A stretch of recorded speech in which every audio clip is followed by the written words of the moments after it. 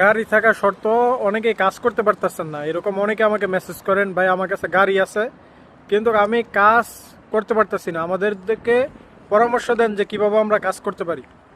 So প্রিয় ভাইয়েরা, আপনারা যারা ফুল টাইম গাড়ি চালান তাদেরকে অবশ্যই মানে মাসিক টিপ ধরতে হবে। কেমন মাসিক টিপ ধরেন? প্রতিদিনই টাকা নেবেন, আপনার মাস শেষে বেতন না।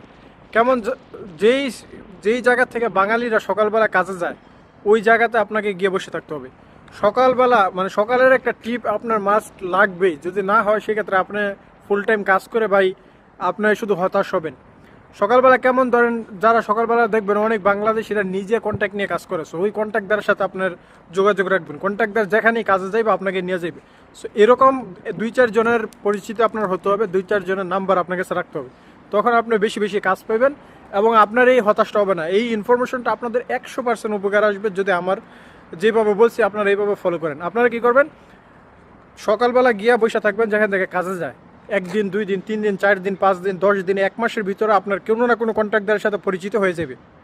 ট্রাস্ট মি, 1 মাসের ভিতরে আপনার কোনো না কোনো কন্ট্রাক্টদারের সাথে পরিচিত হয়ে যাবে এবং আপনি কাজ পাওয়া শুরু করবেন। কন্ট্রাক্টদারের সাথে পরিচিত হইলেই আপনার কাজ পাইবেন।